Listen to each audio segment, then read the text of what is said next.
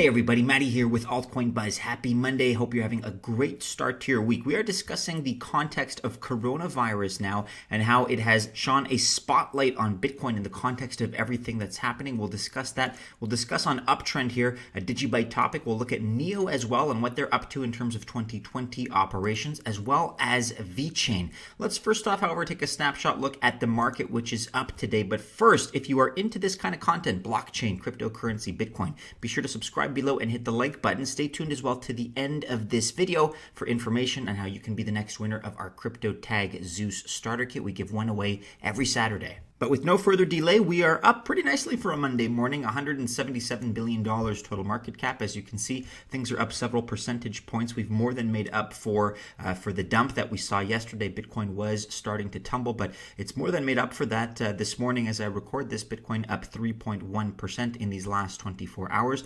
Other projects up 1, 2, even 3% as well. Bitcoin right now, $6,344 with a dominance of 65.5%. This dominance jumping pretty significantly, I'd say, in the last day or so. While coronavirus rages, Bitcoin has made a leap toward the mainstream. We have seen a lot of volatility lately from about $10,000 US to below 4,000 to now in that 6,000 range that we just discussed. Many people are talking about how this is Bitcoin's opportunity to re-enter that 5-figure zone. Some of the naysayers are actually saying that it could tumble back down to 3 figures, i.e. below $1,000. This article is explaining basically how we all thought Bitcoin was going to be that safe haven that would move against traditional markets, and to a certain extent, at least at certain times it has, but not really on a one-to-one level. It's not a direct correlation one way or another. Bitcoin kind of does its own thing. It's independent, but is still influenced by some of the traditional markets. So when we did see a big drop off in the S&P 500 and the Dow Jones, Bitcoin did move in the same direction,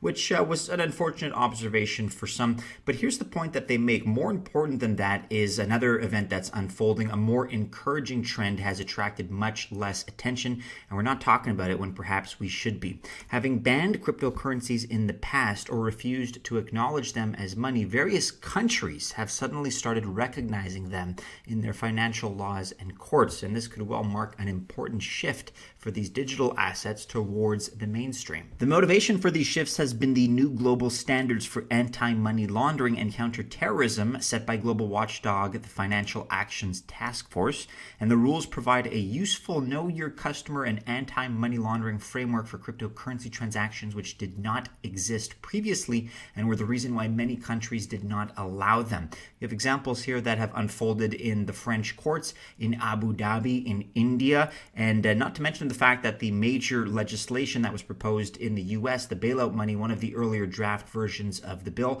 did have provision for an e-dollar of sorts, I think up to $1 trillion worth of e-dollars, and that was something that they were trying to, I think, ram into the public discussion. That was, perhaps not as advantageous to this community as some would suggest. I think that was the government and Washington and special interests trying to gain a foothold and eventually supremacy in this cryptocurrency space. So I wasn't so much a fan of it, but it was interesting that they were talking about it. Examples in Zimbabwe as well. They announced a regulatory framework for cryptocurrencies that will establish a clear procedure for firms to become compliant with the country's financial regulations and therefore to be allowed to do business with banks. So in a nutshell, most of these moves have been made ahead of a June deadline to get in line with the FATF standards. A total of 37 countries are FATF members, including the UK, the US, and more are expected to sign up to the same rules in the coming months. So kind of like a behind-the-scenes silver lining of what's happening right now. We haven't observed a total decoupling of Bitcoin or cryptos or altcoins from the financial sector, but this is at least arguably bigger news in the end. Let us know your thoughts about this. Quick update here by Crypto Differ. Projects which are about to launch, hashtag staking. In Q2 2020, we have Zilliqa, ticker ZIL, Credits.com, CS, Chromia, CHR, Ample Fourth Org, AMPL, and CeLo Org, CELO. LO in Q4 of 2020, meet Casper Labs CLX, and at some point in 2020, NOS platform, ticker NOS. The launch date is estimated. The actual date might be different, but this image here says it all. Here's a representation of all that we can currently expect based on the schedules that have been released by these projects. So still, as you can see, quite a lot to look forward to in this year of 2020 and beyond, of course. It is important to stay optimistic in this space, and it is important to remember that there is a lot to look forward to. There is always a lot in this pipeline. There's a lot of creativity. There's a lot of industriousness on the part of projects out there. The good ones are still working hard and delivering good work. And here's an example on Uptrennd.com. Digibyte DGB featuring DigiID review by Altcoin Buzz in this Uptrennd exclusive. If you're not familiar with Digibyte, this is right up your alley. This is something that you may want to check out. In a nutshell, Digibyte is an open source, decentralized, POW-based blockchain that can be used for digital assets, smart contracts, decentralized applications, and secure authentication. Many of you out there in the Altcoin Buzz army, we realize, are big devotees of Digibyte. For those that aren't, we'll link to this in the description below if you need kind of a 101 kind of overview of what Digibyte is all about. This really may be the ticket for you, and it's a good example of everything that they are doing in terms of technology, everything that they're planning in terms of their roadmap, and some of the benefits that you can expect as a Digibyte user, as well as the particularities of DigiID. We also have this piece on altcoinbuzz.io. NEO releases funds for 2020 operations. Article here by David Abel sets aside $11 million worth of NEO tokens as a significant financial measure to boost operations in the 2020 fiscal year. Briefly here, on the 25th of March, the NEO Foundation announced the release of funds to aid the community of its operations in the coming financial year.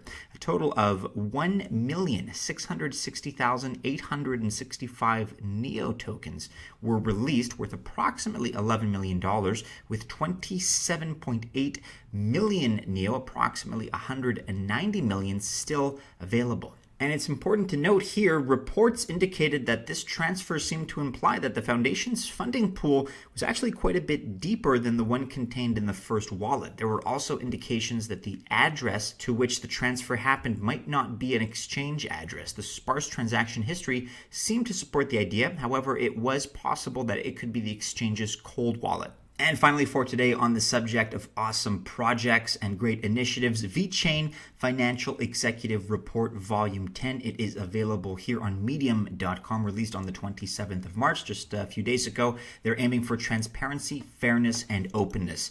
So full disclaimer here, I am a bit of a bag holder with Vechain, but I fervently believe they have a very bright future. I think they are tackling the right kind of problems and the kinds of problems that are becoming more and more relevant in today's modern world. So check this out again in the spirit of transparency, in the spirit of all that Vechain is trying to accomplish. I think they have some very solid goals and some very impressive milestones that they're building up toward in 2020 and beyond. Take a look at this. We'll link to it in the description below as always. But that about wraps it up for today, everybody. Do be sure you're following us on all the regular social media channels.